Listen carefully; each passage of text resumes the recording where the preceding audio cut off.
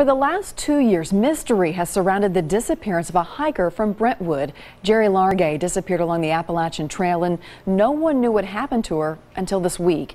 News Channel 5's Chris Cannon has the latest from a news conference today in Maine. Chris? And Carrie, the remains found Wednesday have yet to be positively identified, but investigators in Maine are fairly certain they now know what happened to the missing hiker from Brentwood. It was a lifelong dream of Jerry Largay's to hike the Appalachian Trail, a dream that turned into a nightmare for her family. When they didn't find anything or even a trace of her, then you'd get on the downward ride on the roller coasters. This photo was taken on July 22, 2013, just before the 66-year-old left for an 8-mile solo hike.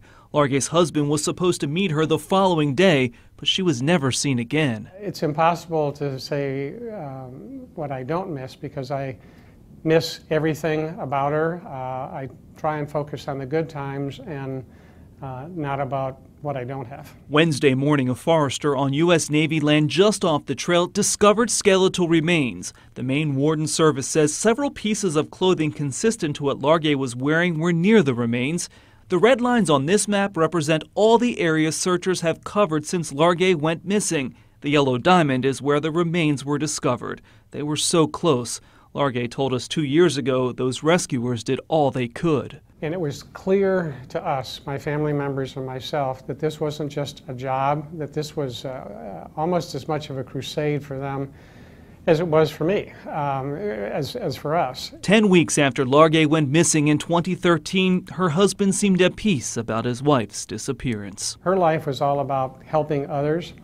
I think the best way that I can honor her memory and the 42 fabulous years we had together was to help others in a whole variety of different ways.